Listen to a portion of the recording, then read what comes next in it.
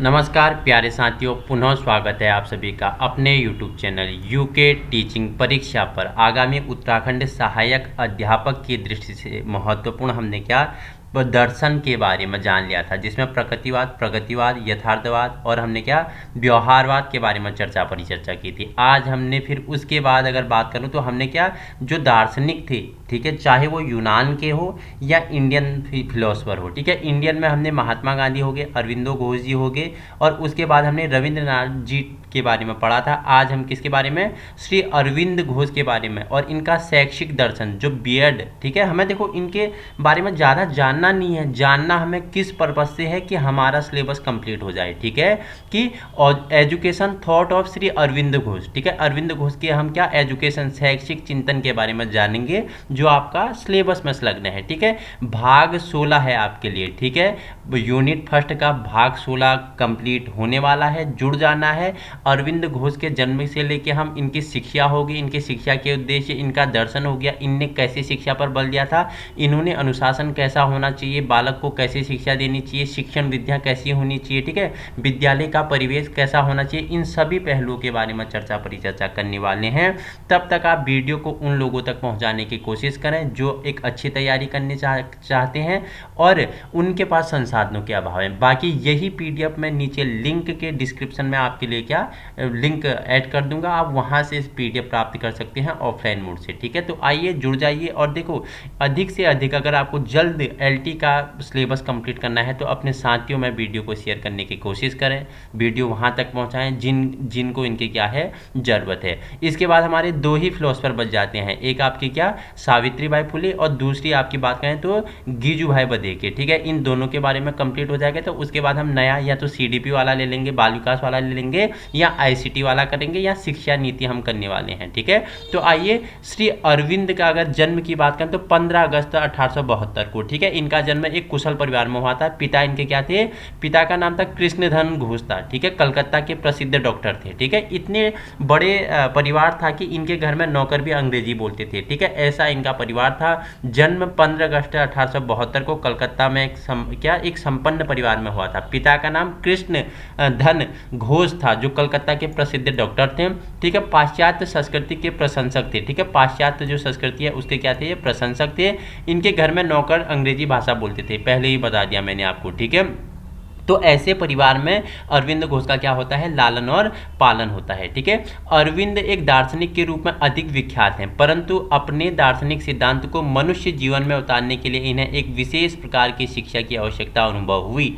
एक बहुत बड़े क्या हैं, दार्शनिक हैं और अपनी शिक्षा, अपने सिद्धांतों को दर्शन में उतारने के लिए इन्होंने एक विशेष प्रकार की शिक्षा की इनको क्या पड़ती है, आवश्यकता पड़ती है, उसकी उनको क्या हुई, अनुभव हुई। क्योंकि आपको पता है जहाँ राष्ट्र का उत्थान हो रहा था तत्कालीन शिक्षा उस समय उपयुक्त नहीं थी। जिस समय भारत देश उभर रहा था, अपना राष्ट्र एक भारत के रूप में उभर रहा था, उस समय यहाँ की शिक्षा इतनी मैच्योर नहीं थी, परिपक्व नहीं थी, इतना उपयुक्त नहीं थी कि यहाँ के लोगों को क्या कर सकते, एक परिपक्व विकास कर सके, ठीक है। इन्होंने शिक्षा का राष्ट्रीय योजना प्रस्तुत किया, ठीक है, शिक्षा का राष्ट्रीय योजना इनके द्वारा प्रस्तुत किया गया। इनने शिक्षा संबंधी विचार में मुख्य रूप से 2 पुस्तकें हैं, ठीक है, इंपॉर्टेंट है। नेशनल सिस्टम ऑफ एजुकेशन, ठीक है, आपसे पूछ लेगा, 4 ऑप्शन दे देगा, पूछ लेगा कि निम्न दार्शनिकों में education, national system of education पुस्तक किसकी है, या ऑफ एजुकेशन भी इनकी क्या थी, पुस्तक थी, ठीक है। 2 इंपोर्टेंट पुस्तक है, एक आपका नेशनल सिस्टम ऑफ एजुकेशन और दूसरा है ऑफ एजुकेशन, किसकी है, हमारे अरविंद घोष जी की पुस्तकें हैं, ठीक है। इन्होंने शिक्षा का संप्रत्यय, शिक्षा के संप्रत्यय को कैसा कहा, तो आइए जानते हैं। श्री अरविंद का विश्वास था कि मनुष्य द्रव्य और प्राण की अवस्था को पार कर मानस की स्थिति में होता है, ठीक है। मनुष्य है जो आप मनुष्य रूप में हैं, आप क्या द्रव्य और प्राण की अवस्था को पार कर मानस स्थिति में होते हैं। जन्म के बाद उसे अतिमानस की अवस्था, उसमें आनंद, आनंद से चित्त, चित्त से सत की अवस्था तक पहुंचना होता है, ठीक है। मनुष्य को क्या अतिमानस की अवस्था में जाना होता है, उसके लिए उसे आनंद, आनंद से वह चित्त में पहुंचता है, चित्त से वह सत में पहुंचता है, सत अवस्था में जब वह पहुंचता है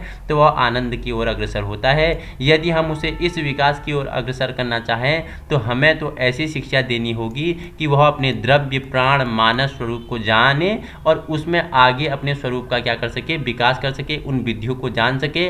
और श्री अरविंद के अनुसार यह सब कार्य शिक्षा द्वारा की जा सकती है। ठीक है, अपने को जानोगे, अपने अंदर चित्त हो गया, सत हो गया, आनंद अवस्था को जानने के लिए इन सभी के लिए क्या है, शिक्षा महत्वपूर्ण है। ठीक है, शिक्षा द्वारा मनुष्य का भौतिक, ठीक है, प्राणिक, मानसिक, अंतरात्मिक तथा आध्यात्मिक विकास करें। ठीक है, शिक्षा से कैसा विकास, उनका भौतिक विकास, उनका प्राणिक विकास, मानसिक विकास, अंतरात्मिक विकास, अंतरात्मा की विकास, ठीक है, आध्यात्मिक विकास करें। ऐसी शिक्षा को ये संपूर्ण शिक्षा कहते हैं। ठीक है, इसे ही क्या बोलते हैं, ये संपूर्ण शिक्षा किसे कहते हैं, जिसमें भौतिक, प्राणिक, मानसिक, अंतरात्मिक और आध्यात्मिक विकास हो, उसे अरविंद घोष क्या बोलते हैं, संपूर्ण शिक्षा कहते हैं। इनके शब्दों में शिक्षा मानव के मस्तिष्क और आत्मा की शक्तियों का निर्माण करती है और उसमें ज्ञान, चरित्र और संस्कृति को जागृत करती है। इंपॉर्टेंट है, आपके लिए स्टेटमेंट पूछ लेगा कि निम्नलिखित में से किस दार्शनिक ने स्टेटमेंट दिया कि शिक्षा मानव के मस्तिष्क और आत्मा की शक्तियों का निर्माण करती है और उसमें ज्ञान, चरित्र और संस्कृति को जागृत करती है। ठीक है, जो शिक्षा है हमारे मस्तिष्क और आत्मा में क्या करती है, जो शक्तियां हैं जिन्हें आप पहचान नहीं पा रहे हो, उन्हें शिक्षा के माध्यम से आप पहचानोगे और उसके ही द्वारा आपका चरित्र और संस्कृति भी जागृत होगी। कौन बोलते हैं, अरविंदो घोष कहते हैं। ठीक है, आप देखो इनके अनुसार शिक्षा के उद्देश्य, ठीक है, जान लेते हैं। अब फिलोसफर थे तो उन्होंने क्या शिक्षा के उद्देश्य बताए, इनके शिक्षा के उद्देश्य हम जान लेते हैं। ठीक है, श्री अरविंद के अनुसार शिक्षा के दो मुख्य कार्य हैं। पहला कार्य क्या है कि मनुष्य को उसके अपने विकास क्रम आध्यात्मिक का स्पष्ट ज्ञान कराना। शिक्षा के दो कार्य बता रहे हैं।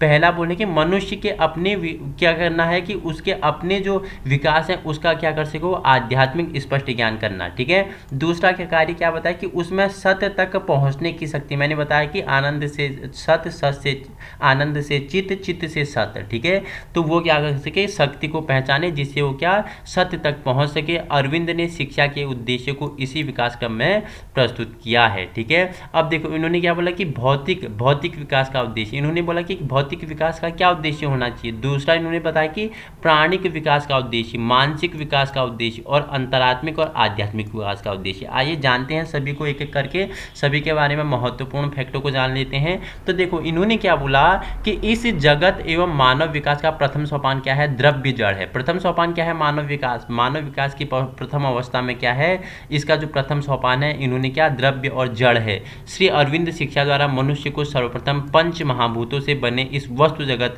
एवं उसके स्वयं के भौतिक स्वरूप के बारे में ज्ञान करा देना चाहता है। जो अरविंदो हैं वो क्या बोलते हैं, मनुष्य क्या पंच महाभूतों से बना है। कौन कौन से पंच महाभूत हैं मुझे आप कमेंट में बताओगे, प्रो बनना है ना। तो जो 5 तत्व हैं उनसे मनुष्य बना है, उससे मनुष्य का जगत में निर्माण हुआ है और वे स्वयं भौतिक स्वरूप के बारे में ज्ञान करा देने चाहते हैं और उसे अपने शरीर की रक्षा एवं विकास की क्रियाओं में प्रशिक्षित करा देना चाहते हैं। और मनुष्य को अपने शरीर की सुरक्षा के लिए क्या करना चाहिए, शरीर के विकास की क्रियाओं के लिए प्रशिक्षित, उसे शिक्षित कर देना चाहते हैं, उसे शिक्षित करना चाहते हैं। इसे ही दूसरे शब्दों में शारीरिक विकास का उद्देश्य कहते हैं। इसे ही दूसरी भाषा में क्या कहते हैं, शारीरिक विकास का उद्देश्य कहते हैं। ठीक है, इंपोर्टेंट जो होगा उनके बारे में हम परिचर्चा कर लेंगे। मनुष्य को अपने द्रव्य स्वरूप की रक्षा के लिए रोटी, कपड़ा और मकान की आवश्यकता होती है। देखो मनुष्य की पहली आवश्यकता होती है रोटी, कपड़ा, मकान। ठीक है, तो उसे अपनी द्रव्य अवस्था की क्या करना है, अगर उसका विकास करना है, उसकी रक्षा करनी है तो रोटी होनी चाहिए, उसके पास कपड़ा होना चाहिए और मकान, रहने के लिए मकान, खाने के लिए उसके पास रोटी और पहनने के लिए कपड़ा होना चाहिए। और तो शिक्षा द्वारा उसे किसी व्यवसाय अथवा उद्योग का प्रशिक्षण भी दिया जाना चाहिए। शिक्षा द्वारा उसे क्या, किसी व्यवसाय या उद्योग का प्रशिक्षण देना चाहिए जिससे वो सेल्फ डिफेंस बन सके, वह क्या स्व आत्मपूर्ति कर सके, वह क्या हो सके कि खुद कमा के खुद खाने योग्य बन सके। ठीक है, वो दूसरे पर निर्भर नहीं रहना चाहिए। आत्म शिक्षा, व्यावसायिक शिक्षा या औद्योगिक शिक्षा उसे दी जानी चाहिए। ठीक है, दूसरा बताया कि प्राणिक विकास का उद्देश्य, क्या बताया, मानव विकास का दूसरा सोपान है प्राण। क्या है, प्राण है। पहला क्या था, जड़ तत्व था। दूसरा क्या है, द्रव्य जड़ तत्व था। दूसरा आपका प्राण है।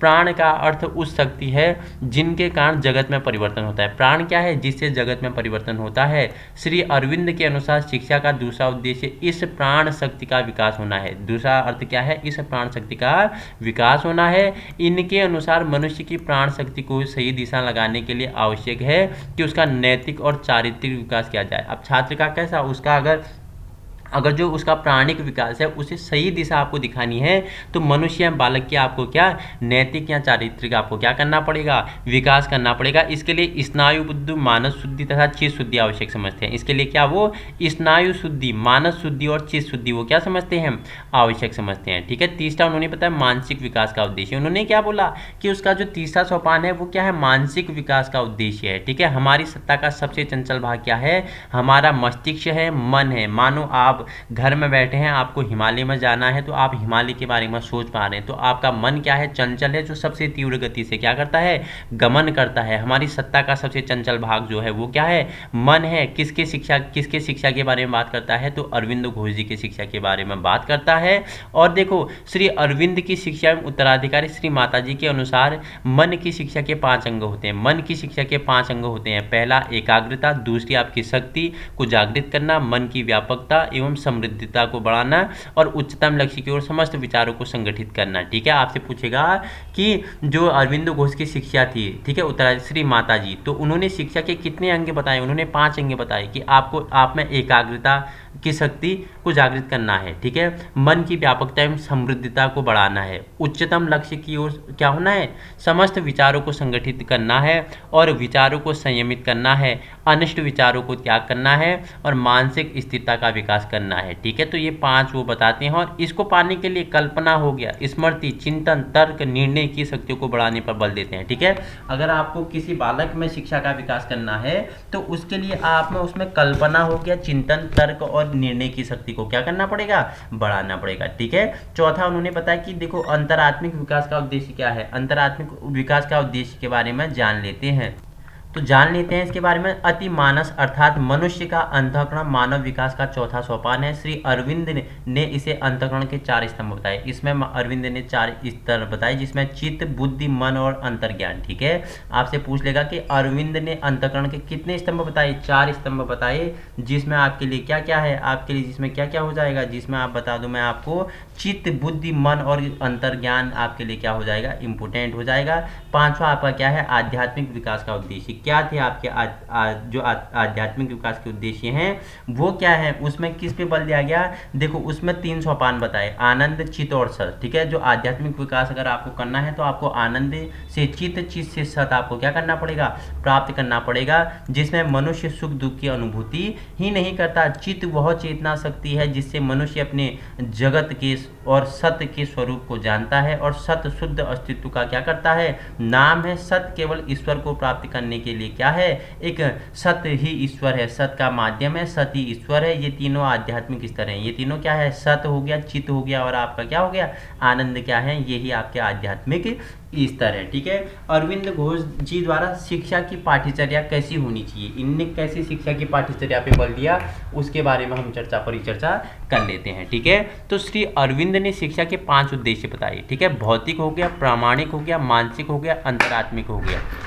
तो उन्होंने 5 उद्देश्य बताया, जिसमें भौतिक हो गया, प्राणिक हो गया, मानसिक हो गया, अंतरात्मिक हो गया। अगर आपको बालक का विकास करना है तो उसे भौतिक जगत से आपको जोड़ना पड़ेगा। ठीक है। उसके प्राणिक विचार और उसका जो आपका मन है, मस्तिष्क का क्या करना पड़ेगा, विकास करना पड़ेगा। उसी के साथ उसका जो अंतरात्मा है, अंतरात्मा को उसके आध्यात्म से जोड़ना पड़ेगा, जिससे उसका क्या हो सके, एक सृजन विकास हो सके। ठीक है। भौतिक विकास के लिए पाश्चात्य विज्ञान एवं तकनीकी को आवश्यक समझते हैं, इसलिए इन्होंने उसे भी पाठ्यचर्या में स्थान दिया। परंतु इनका स्पष्टीकरण था कि इससे भी अधिक महत्व की वस्तु हमारी अपनी संस्कृति, जो योग की संस्कृति है, उसके अभाव में पाश्चात्य भौतिक विज्ञान का क्या हो सके, दुरुपयोग भी पा सकते हैं। इनके द्वारा प्रस्तुत पाठ्यचर्या को हम क्या बोल सकते हैं, निम्न स्तरों में बांट सकते हैं। वो स्तर क्या क्या हैं, उन स्तरों के बारे में एक बार हम परिचर्चा कर लेते हैं, जिसमें आपका क्या होगा, जिसमें आपके लिए भौतिक विषय सम्मिलित किए गए। ठीक है। भौतिक विषय के अंतर्गत क्या क्या सम्मिलित किया गया, उनके बारे में परिचर्चा करेंगे। ठीक है। भौतिक क्रियाएं, आध्यात्मिक विषय और आध्यात्मिक क्रियाएं,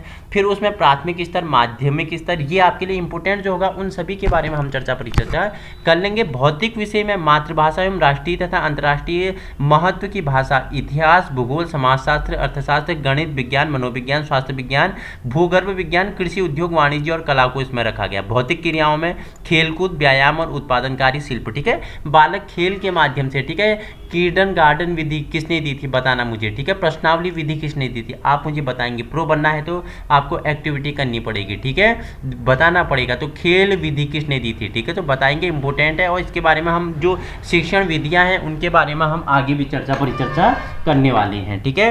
तो भौतिक क्रियाओं में खेल कूद व्यायाम उत्पादनकारी शिल्प आदि आ जाएंगे।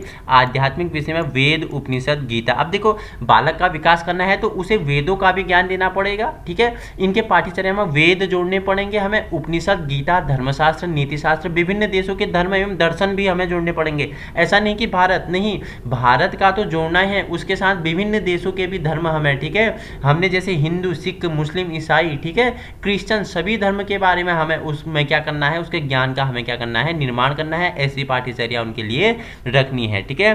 फिर उनके लिए आध्यात्मिक क्रियाएं भी होनी चाहिए जिसमें भजन कीर्तन और ध्यान एवं योग भी सम्मिलित किया जा सके, ठीक है। और देखो, परंतु इन सभी विषयों का अध्ययन एवं क्रियाओं का प्रशिक्षण एक दिन में नहीं किया जाएगा। श्री अरविंद आश्रम में उसे निम्नलिखित रूप में कर गए थे, ठीक है। जिसमें पहला अगर बात करें तो प्राथमिक स्तर, ठीक है। प्राथमिक स्तर कौन सी किस एज में प्राथमिक स्तर में होती है और कितनी क्लास से कितनी क्लास तक होती है, आप मुझे कमेंट में बताएंगे, ठीक है। प्राथमिक स्तर में मातृभाषा अंग्रेजी फ्रेंच सामान्य विज्ञान गणित सामाजिक अध्ययन एवं चित्रकला खेलकूद व्यायाम और बागवानी भजन एवं कीर्तन, इनमें प्राथमिक स्तर में अगर बच्चे को क्या क्या प्राथमिक स्तर पर पाठ्यचर्या की बात करें तो इसमें आपके लिए क्या क्या हमें रखना पड़ेगा। देखो, मातृभाषा रखनी पड़ेगी, अंग्रेजी फ्रेंच हो गया, सामान्य विज्ञान हो गया, गणित सामाजिक अध्ययन चित्रकला खेलकूद व्यायाम बागवानी, ठीक है। माध्यमिक स्तर में देखो, मातृभाषा होनी चाहिए, अंग्रेजी होनी चाहिए, दूसरी फ्रेंच होनी चाहिए, गणित भौतिक विज्ञान रसायन विज्ञान जंतु विज्ञान वनस्पति विज्ञान स्वास्थ्य विज्ञान भूगर्भ विज्ञान व सामाजिक अध्ययन एवं चित्रकला और खेलकूद व्यायाम बागवानी कृषि एवं अन्य शिल्प भजन कीर्तन इसमें होने चाहिए। इन्होंने उच्च स्तर में पाठ्यक्रम कैसा होना चाहिए, अंग्रेजी साहित्य फ्रेंच साहित्य गणित भौतिक विज्ञान रसायन विज्ञान जीव विज्ञान का इतिहास सभ्यता का इतिहास जीवन का विज्ञान समाजशास्त्र मनोविज्ञान भारतीय और पाश्चात्य दर्शन, ठीक है। हम जिस दर्शन को पढ़ रहे हैं, हमने पाश्चात्य दर्शन कर लिया, हमने यूनानी, ठीक है, अरस्तु प्लेटो हो गए, ठीक है, जॉन डीवी हो गए, इनके बारे में हमने परिचर्चा की। उसके बारे में हमने जो भारतीय दर्शन में महात्मा गांधी अरविंदो घोष के बारे में आज हम परिचर्चा कर रहे हैं, जो पढ़ने हैं ये भी इनका भारतीय दर्शन है, ठीक है। उसके बाद हमने क्या पढ़ा था, हमने स्वामी विवेकानंद की शिक्षा जानी थी, ठीक है, जॉन डीवी की शिक्षा जानी थी। तो आज हम अरविंदो जी की शिक्षा जान रहे हैं। तो इन्होंने उच्च स्तर में क्या होना चाहिए, अंग्रेजी भाषा फ्रेंच साहित्य गणित भौतिक विज्ञान रसायन विज्ञान जीव विज्ञान और इतिहास सभ्यता का इतिहास जीवन का विज्ञान होना चाहिए, समाजशास्त्र मनोविज्ञान भारतीय और पाश्चात्य दर्शन अंतर्राष्ट्रीय संबंध एवं विश्व एकीकरण कृषि अन्य शिल्प एवं भजन कीर्तन, इसमें उच्च स्तर की पाठ्यचर्या में क्या होनी चाहिए, शिक्षण शामिल होनी चाहिए, ठीक है। इन्होंने देखो शिक्षण विधियां कैसी बताई, किन शिक्षण विधियों पे बल दिया, तो इन्होंने द्रव्य से प्राण प्राण से मानस मानस से अतिमानस अतिमानस से आनंद आनंद से चित्त और चित्त से सत। तो क्या बोलते हैं, अरविंद जी ने क्या बताया कि विकास सिद्धांत में विश्वास करते थे। इनके अनुसार विकास के 7 सोपान होते हैं। आपसे पूछ लेगा, इंपोर्टेंट है, स्टार लगा लेने के।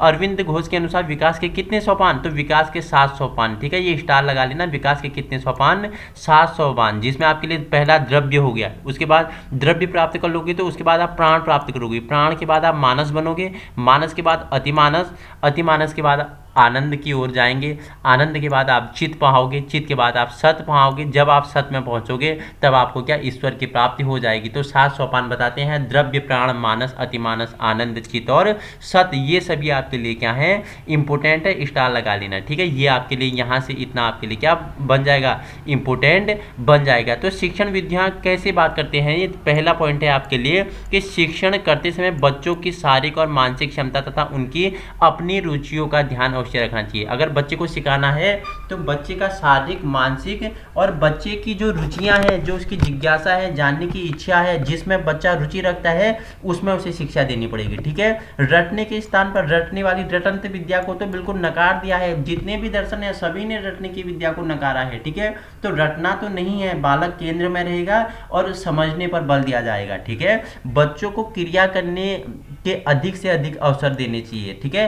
क्रियाओं के माध्यम से करके सीखेगा, लर्निंग बाय डूइंग, कैसे, करके सीखेगा, अनुकरण से सीखेगा, क्रिया करेगा, खेल विधि, किंडरगार्टन विधि आपके लिए तभी आप बच्चों के लिए लाएगी कि बच्चा समूह में साथ साथ खेल करके सीखेगा और स्वयं के अनुभव से सीखेगा। टीचर तो क्या है, एक शिक्षक क्या है, सुविधा प्रदाता है। क्या है वो, सुविधा प्रदाता है, जो क्या करता है, मचान देता है, पार देता है, ठीक है। जेडपीडी मैंने आपको बताया है, जेडपीडी क्या है, ठीक है। उसी के साथ मैंने आपको बताया था कि क्या करता है कि शिक्षक क्या है, एक सुविधा प्रदाता है जो बच्चे का क्या करता है, मार्गदर्शन करता है। बच्चे ने स्वतंत्र रहना है, बच्चा स्वयं अपने अनुभव से सीखेगा और जहां बच्चा गलत जाएगा वहां उसे शिक्षक क्या करेगा, मार्गदर्शन देगा, ठीक है।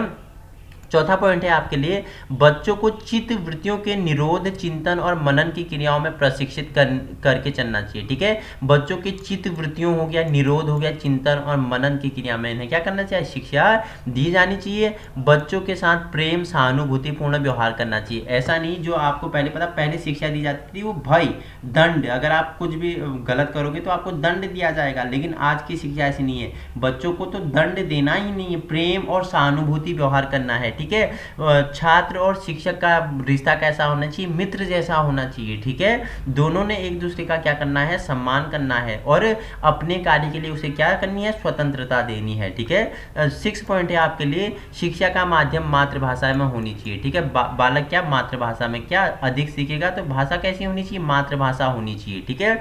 हर स्तर पर बच्चों का सहयोग में आगे बढ़ना चाहिए और सहयोग तो उनका करना ही। बच्चे क्या हैं, बताओ मुझे, लिटिल साइंटिस्ट हैं, क्या है, नन्हे वैज्ञानिक हैं, ठीक है। तो इन्हें सहयोग करना है और उन्हें करके सीख नहीं देना है। तो ये क्या अरविंद जी की शिक्षण विधियां थी।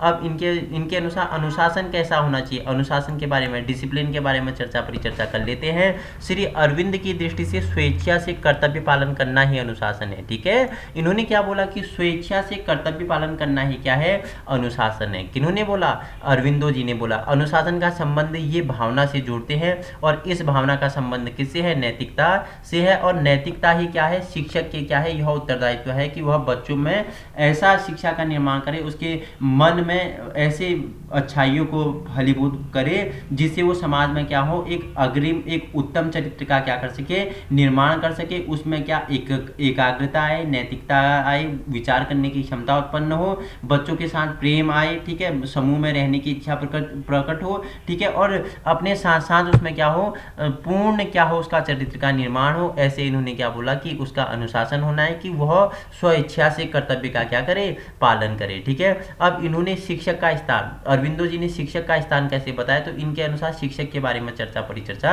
कर लेते हैं। अरविंद के अनुसार शिक्षा के क्षेत्र में शिक्षक का स्थान बच्चों के पथ प्रदर्शक और सहायक के रूप में स्वीकार किया गया है। तो प्यारे साथियों, पहले ही बताया कि शिक्षक जो है वो क्या है, सुविधा प्रदाता है, मार्गदर्शन करेगा, पथ प्रदर्शक है शिक्षक, ठीक है। खाली जहां बालक खराब जा रहा है, जहां वो क्या कर रहा है, अनुचित कर रहा है, वहां उसे उचित का ज्ञान कौन कराएगा, शिक्षक कराएगा। और शिक्षक उसमें सामाजिकरण की भावना उत्पन्न करेगा, ठीक है, सामाजिकरण की भावना उसमें रखेगा जिससे वो समाज में क्या कर सके, एक उत्तम चरित्र का क्या कर सके, निर्माण कर सके। और ये तभी मुमकिन है जब एक शिक्षक को क्या हो, मनोविज्ञान का ज्ञान हो, वो बच्चों के मन के विज्ञान को जानता हो, बच्चे की रुचियों को, जिज्ञासाओं को क्या मद्देनजर रखते हुए उसकी शिक्षा उसके को क्या करता है, पथ प्रदर्शक करता है। ये तभी क्या है, ये तभी क्या है, ये तभी फलीभूत होगा, ठीक है। ये स्वयं बहुत बड़े योगी थे, इसलिए शिक्षक को भी एक योगी बना देना चाहिए। ये स्वयं ही अरविंद जी क्या थे, एक बहुत बड़े योगी थे, इसलिए ये बोलते हैं शिक्षक को भी योगी बना देना चाहिए। तो ये शिक्षार्थी की बात करें तो इन्होंने शिक्षार्थी को कैसा होना चाहिए, शिक्षार्थी को श्री अरविंद शिक्षा का केंद्र में मानते हैं। सभी ने विद्यार्थी को क्या, अगर बालक को पढ़ाना है तो बालक शिक्षा के केंद्र में है, न कि शिक्षक। शिक्षक केंद्र में होगा तो यहाँ आपका पता है कि डिसिप्लिन वाला हो जाएगा, कि कठोर अनुशासन की, रटंत विद्या की, बालक को सीखना है तो सीखना है, ठीक है, चाहे वो दंड साम दंड भेद जो भी अपनाए, ठीक है। तो इन्होंने क्या बोला कि बालक क्या है, बालक शिक्षा के केंद्र में है, न कि केंद्र में बालक है, ठीक है। शिक्षा नहीं है केंद्र में, शिक्षा के केंद्र में कौन है, बालक है। बालक को शिक्षा के केंद्र में रखना है और उसे स्वतंत्र रखना है, वह अपने स्वयं अनुभव से सीखेगा। बस शिक्षक को क्या करना है, उसका पथ प्रदर्शन करना है। बच्चों की इन शक्तियों और योग्यताओं में बड़ी भिन्नता होती है। श्री अरविंद के अनुसार बच्चों की शिक्षा का विधान उनकी इन शक्तियों के आधार पर ही करना चाहिए। कहने का तात्पर्य यह है कि शिक्षा की व्यवस्था करते समय बच्चों की व्यक्तिगत रुचि, रुझान एवं योग्यताओं में ध्यान रखना चाहिए। देखो बार बार वही चीजें रिपीट हो रही है। देखो ये दर्शन है, ये दार्शनिकों के बारे में इनके स्टेटमेंट पूछ लेगा, या इनकी कृतियां पूछ लेगा, या इनके अनुसार जो आपका अपवाद जहां बनेगा, ठीक है। देखो सबके लिए शिक्षार्थी केंद्र में रहेगा, ठीक है। जिनकी विधियां आपके लिए इंपॉर्टेंट होगी, किसने किस विधि पे बल दिया पढ़ाने पे, ठीक है। तो इन्होंने भी क्या शिक्षा को क्या रखा, केंद्र में नहीं रखा। शिक्षार्थी क्या रहेगा, केंद्र में रहेगा, बल्कि शिक्षक नहीं, ठीक है। शिक्षक तो क्या है, पथ प्रदर्शक है। देखो श्री अरविंद विद्यार्थी को यही अपेक्षा करते हैं कि उनके अनुसार शिक्षार्थी को ब्रह्मचर्य का पालन करना चाहिए। शिक्षार्थी को क्या, ब्रह्मचर्य का पालन करना चाहिए, और सत्य ज्ञान की खोज के लिए साधन करनी चाहिए। सत्य ज्ञान की खोज के लिए उसे साधन भी करनी है। इसके साथ साथ ही श्री अरविंद बालक के पर्यावरण के प्रभाव को स्वीकार करते हैं, और ये जानने कि बालक का विकास उसके पर्यावरण का बड़ा हाथ। देखो बालक का विकास, देखो बालक, आपने सुना कि वातावरण और हेरिडिटी, ठीक है, वंशानुगत और वातावरण ही बालक का क्या करता है, एक उचित विकास करता है। बालक जिस प्रकार समाज में, जिस प्रकार पर्यावरण में रहेगा, उसी प्रकार बालक का क्या रहेगा, उसका विकास होगा। आपने देखा कि जंगल में एक बच्चे को एक भालू उठा के ले जाते हैं, मोगली वाली कहानी की अगर मैं बात करूं, तो वो भी बालक क्या करता है, जानवरों की जैसी क्या करने लगता है, क्रियाएं सीखने लगता है। तो जिस पर्यावरण में बालक रहेगा उसका विकास वैसे ही होगा, ठीक है। एक दो बालक हैं, एक बालक, देखो दो बालक हैं, ठीक है, उनके माता पिता का देहांत हो गया, दोनों एक किसी चोर के संगत में जाता है, एक किसी अच्छी व्यक्ति के संगत में जाता है। तो दोनों में समाज का क्या पड़ेगा, उस संगत का क्या पड़ेगा, फर्क पड़ेगा। जो चोर है उसे चोरी करना सिखाएगा, और जो सामाजिक है उसके उत्तम गुणों का क्या करेगा, उसे एक उत्तम नागरिक बनाने की क्या करेगा, प्रयास करेगा, ठीक है। तो अरविंदो ने विद्यालय की कैसी स्थिति होनी चाहिए, कैसा विद्यालय होना चाहिए, ठीक है। श्री अरविंद के अनुसार प्रत्येक विद्यालय को बच्चों के भौतिक और आध्यात्मिक दोनों प्रकार के विकास में सहायक होना चाहिए। ये मनुष्य के भौतिक विकास के लिए विद्यार्थियों के लिए क्या करते हैं, विद्यालयों में संसार की सभी श्रेष्ठ भाषाएं, साहित्य, सभ्यता और संस्कृति, गणित और विज्ञान आदि शिक्षा का प्रबंध करते हैं। बालक का विकास करना है तो भौतिक विकास करना है तो विद्यालय में सभी भाषाएं होनी चाहिए, साहित्य, सभ्यता, संस्कृति, गणित, विज्ञान, ठीक है, इन सभी का प्रबंध करना चाहिए। उसी के साथ साथ आध्यात्मिक विकास के लिए बच्चों को श्रम करना, कर्तव्य पालन करने, मानव सेवा करना, ठीक है, साथ ही ध्यान करने के अवसर भी देने पर इन्होंने बल दिया। इनके अनुसार विद्यालय भौतिक प्रगति की योग साधना का केंद्र है, ठीक है। पूछ लेगा कि निम्नलिखित दार्शनिकों में से किसके अनुसार विद्यालय भौतिक प्रगति और योग साधना का केंद्र है, तो अरविंदो घोष के अनुसार, ठीक है। इन्होंने मनुष्य में भेद नहीं करते थे, ये मनुष्य में भेद नहीं करते थे। वसुदेव कुटुंबकम, सभी क्या है, समान है, जाति, धर्म, अर्थ, ठीक है, लिंग, रंग हो गया के आधार पर मनुष्य क्या है, सभी समान है, इनमें अंतर को स्वीकार नहीं करते हैं अरविंदो घोष। और सभी बच्चों को अपनी योग्यता अनुसार प्रवेश के समान अवसर दिए जाने चाहिए, और उन्हें अपनी भाषा, धर्म, संस्कृति और अध्ययन के लिए सुविधाएं प्रदान की जानी चाहिए, ठीक है। श्री अरविंद जी ने अंतर्राष्ट्रीय शिक्षा केंद्र एवं आवासीय सह शिक्षा संस्था में इसके शिशु को लेकर उच्च शिक्षा एवं अनुसंधान तक अवस्था की ये इस प्रकार है, इनके बारे में जान लेते हैं, ठीक है। शिशु विहार, जैसे किंडरगार्टन शिशु स्तर, ठीक है, आयु क्या होगी 3 से 5 वर्ष। पाठ्यक्रम को क्या होगा, इसका 3 वर्षीय होगा, ठीक है, जिसमें बालक करके सीखेगा, खेल विधि से सीखेगा, ठीक है। दूसरा इन्होंने बताया कि भविष्य, ठीक है, आवनी बोलते हैं प्राथमिक स्तर, ठीक है, 6 से 8 वर्ष, ठीक है, पाठ्यक्रम इसमें भी कितना 3 वर्ष का पाठ्यक्रम होगा, ठीक है।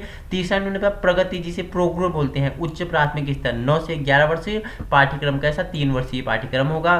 वहीं चौथा इन्होंने बोला कि पूर्णता की ओर, ठीक है। देखो अनाबा बेल ला पेर फेरिक्सियो, माध्यमिक स्तर, आयु 12 से 17 वर्ष, पाठ्यक्रम 6 वर्षीय होगा इसमें, ठीक है। और उच्चर्या पूछेगा तो हायर कोर्स, उच्च शिक्षा का स्तर 18 से 20 वर्ष होगा, इसमें भी पाठ्यक्रम कैसा होगा, 3 वर्षीय होगा, ठीक है। इनमें महत्वपूर्ण क्या चीजें थी, यहाँ शिक्षा का सर्वप्रथम उद्देश्य क्या है, दिव्य शरीर की प्राप्ति है, दिव्य शरीर की प्राप्ति है। इसके लिए शिक्षा के सभी स्तरों पर शारीरिक शिक्षा, व्यायाम एवं विभिन्नता प्रकार के खेल कूदों को क्या करना चाहिए, इसमें सम्मिलित करना चाहिए, ठीक है। शिक्षा का अंतिम उद्देश्य क्या है, तो देखो अनंत शक्ति की प्राप्ति। इसके लिए शिक्षा के सभी स्तरों पर ध्यान योग अनिवार्य है। यहाँ प्रथम 3 स्तरों का शिक्षा का माध्यम फ्रेंच भाषा है, और अंतिम 2 स्तरों का फ्रेंच और अंग्रेजी भाषाएं दोनों हैं। तो ये इनके अनुसार विद्यालय था। तो इनके अनुसार अब देखो जो महत्वपूर्ण स्टेटमेंट है उनके बारे में परिचर्चा कर लेते हैं। बाकी मैं सारा PDF आपके लिए यहाँ नीचे डिस्क्रिप्शन में लिंक डालूंगा, वहां से आप इसे अच्छे से पढ़ सकते हैं। तो शिक्षा के अन्य पक्ष इन्होंने बोला कि नैतिक और बच्चों का धार्मिक विकास करना है, ठीक है। उसमें भी कैसा कि इनका स्पष्ट मत था कि धर्म के अभाव में मनुष्य अपने आध्यात्मिक स्वरूप को नहीं पहचान सकता है। अगर धर्म का अभाव होगा तो मनुष्य अपने क्या आध्यात्मिक स्वरूप को नहीं पहचान पाएगा। मातृभाषा को शिक्षा का माध्यम बनाने से ही उसे जन जीवन साधारण में सुलभ किया जा सकता है। ब्रह्मचर्य व्यवस्था और आध्यात्मिक जीवन तो हमारी क्या है, संस्कृति और आत्मा है। ठीक है, किसने कहा कि ब्रह्मचर्य व्यवस्था और आध्यात्मिक जीवन तो हमारी क्या है, संस्कृति और आत्मा है? तो अरविंदो घोष ने कहा था। ठीक है, तो श्री अरविंदो के शैक्षिक चिंतन और मूल्यांकन इनके क्या थे, इनके बारे में हम जो महत्वपूर्ण थे, तो इन्होंने क्या बोला कि जो विकास है, जो प्राणिक विकास है, उसका उद्देश्य क्या है, नैतिक और चारिक विकास का उद्देश्य निहित है। बालक का कैसा, मानसिक हो गया, नैतिक हो गया, चारिक हो गया, ठीक है, आध्यात्मिक हो गया, अंतरात्मिक विकास हो गया, जिसमें मन, बुद्धि, चित्त और अंतर्ज्ञान का क्या हो सके, विकास हो सके। वहीं देखो शिक्षा की पाठ्यचर्या को बहुत विस्तृत रूप प्रदान करते हैं। ठीक है, अरविंदो जी क्या करते हैं, शिक्षा की पाठ्यचर्या को क्या करते हैं, विस्तृत रूप प्रदान करते हैं। उसमें प्राचीन एवं अर्वाचीन और भारतीय एवं पाश्चात्य सभी उपयोगी ज्ञान एवं क्रियाओं को स्थान दिया है, परंतु प्रारंभ में से ही शिक्षा मातृभाषा में और अंग्रेजी फ्रेंच भाषा में पढ़ाने का कोई औचित्य नहीं है। प्रारंभ में शिक्षा को मातृभाषा हो गया, अंग्रेजी फ्रेंच भाषा में पढ़ाने का कोई औचित्य नहीं है। अंतर्राष्ट्रीय महत्व का तो बहुत कुछ है, परंतु सामान्य व्यक्ति को उस सब को जानने की आवश्यकता नहीं है। फिर भी हर स्तर पर योग की क्रिया को स्थान देते हुए इन्होंने वर्तमान परिस्थितियों में संभव नहीं है। ठीक है, तो ये इंपॉर्टेंट है।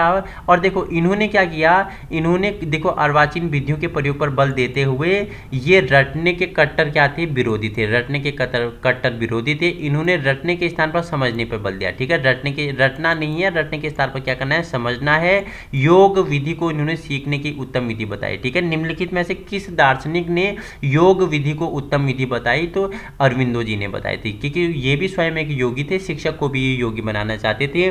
देखो श्री अरविंद की इस बात से कौन असहमत होगा कि बच्चों को रटने के स्थान पर समझने की ओर अग्रसर करना चाहिए, तो उनका यह विचार है कि अपने में सही है कि योग की विधि समझने की उत्तम विधि है, पर वर्तमान में इस विधि को मन की एकाग्रता के रूप में लिया जा सकता है, कर्म योग या ध्यान योग के रूप में नहीं लिया जा सकता है। ठीक है, श्री अरविंदो के अनुसार स्वेच्छा से कर्तव्य पालन करता है और सच्चा अनुशासन है। स्वेच्छा से कर्तव्य पालन करना है क्या है, सच्चा अनुशासन है। एक शिक्षक, ठीक है, एक यह कि शिक्षकों को बच्चों के सामने आदर्श आचरण प्रस्तुत करना चाहिए, और दूसरा यह कि यदि वे फिर भी अन्यथा आचरण करें तो प्रेम से उन्हें समझाना चाहिए, जिससे वो क्या करें, उच्चतम आचरण करें। और दंड को तो ये अमानवीय कृत मानते हैं। दंड को क्या मानते हैं अरविंदो जी, ये क्या है, दंड अमानवीय कृत है। ठीक है, तो वहीं आगे इंपॉर्टेंट फैक्टर आपके लिए यहाँ होता है। देखो इनमें से दो मत नहीं, वास्तविक अनुशासन की प्राप्ति के लिए विद्यालय की उच्च परिपाटी और शिक्षकों को आदर्श आचरण आवश्यक होता है,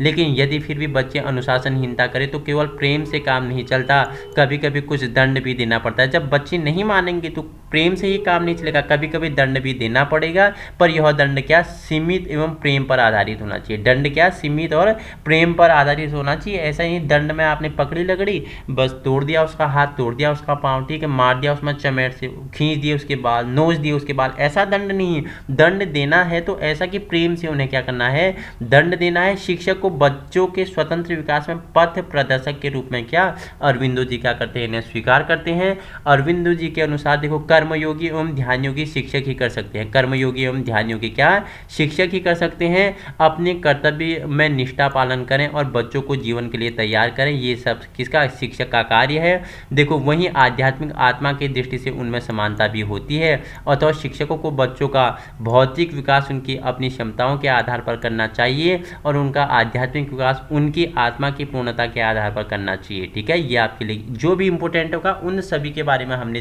परिचर्चा कर ली है। उन्हें विषयों के चयन की स्वतंत्रता होनी चाहिए, छात्रों को विषयों के चयन की क्या होनी चाहिए, स्वतंत्रता होनी चाहिए। ठीक है, और खेलकूद के माध्यम से उन्हें सिखाना है, स्वतंत्र रखना है, अपने अनुभव से वो सीखेंगे। इसे ही वो शिक्षा की क्या बोलते हैं, मुक्त प्रणाली बोलते हैं। ठीक है, अथवा किसी भी देश की शिक्षा उसके धर्म पर आधारित होनी चाहिए। किसी भी देश की शिक्षा किस पे, उसके धर्म पर आधारित होनी चाहिए। जिस शिक्षा की व्यवस्था की थी वह योग साधना की दृष्टि से भारतीय थी, परंतु पाठ्यचर्या की दृष्टि से अंतर्राष्ट्रीय थी। अरविंदो जी ने जिस शिक्षा की क्या की थी, उन्होंने दृष्टि की थी, वो भारतीय दृष्टि से क्या थी, योग थी, लेकिन अंतर्राष्ट्रीय दृष्टि से वो क्या थी, वो अंतर्राष्ट्रीय दृष्टि से एक दर्शन जैसा आपको लगता है। ठीक है, तो अरविंदो के प्रभाव आपके लिए इंपॉर्टेंट नहीं होता, लेकिन इनसे कुछ फैक्ट आपके लिए बनेंगे, जिसमें यह संस्था श्री अरविंद अंतर्राष्ट्रीय शिक्षा केंद्र के रूप में विकसित है, परंतु इसमें शिक्षा की जो मुक्त प्रणाली है उसमें सर्वसाधारण की शिक्षा लागू की गई है। ठीक है, कौन सी संस्था बोला कि अरविंद का जो प्रभाव है उसके बारे में। ठीक है, उपसंहार आपके लिए इंपॉर्टेंट होने वाला नहीं है, जो भी आपके लिए इंपॉर्टेंट था उन सभी पहलू के बारे में हमने परिचर्चा कर ली है। अरविंद जी के बारे में महत्वपूर्ण स्टेटमेंट, इनकी जो कृतियां थी, इनके 2 पुस्तक बताए थे, एक ऑफ एजुकेशन इनकी पुस्तक है, पूछ लेगा, और दूसरी पुस्तक का नाम क्या है मुझे आप कमेंट में बताएंगे कि दूसरी पुस्तक का नाम क्या था। इनके अनुसार विद्यार्थी कैसा होना चाहिए, ठीक है, शिक्षक कैसा होना चाहिए, विद्यालय कैसा होना चाहिए, अनुशासन क्या होना चाहिए, और दार्शनिक इनका दर्शन क्या था, इन सभी के बारे में हमने परिचर्चा की है। बाकी एक बार आप वीडियो देखें 1.5 की स्पीड से। बाकी मैं आपके लिए पीडीएफ नीचे मोर में जाना, मोर से आप डिस्क्रिप्शन आपका क्या ओपन होगा, वहां पे मैं आपके लिए लिंक क्या कर दूंगा, अटैच्ड कर दूंगा, और यही पीडीएफ मैं आपके लिए वहां क्या कर दूंगा, संलग्न कर दूंगा। बिल्कुल निःशुल्क है, आप पीडीएफ वहां से प्राप्त कर सकते हैं और क्या कर सकते हो, इसका रिवीजन कर सकते हो। इसके बाद हमारे 2 ही फिलोसोफर बचे। ठीक है, एक आपका क्या सावित्रीबाई फुले, दूसरे आपके क्या बचे, आपके गीजूभाई बधेके, कहाँ के, गुजरात के। इन सभी के बारे में परिचर्चा होगी। उसके बाद हम नया टॉपिक लेके नया यूनिट करेंगे, एक नई सकारात्मक ऊर्जा के साथ वीडियो उन लोगों तक पहुंचाने की कोशिश करें जहां क्या है संसाधनों के अभाव है। Thank you so much.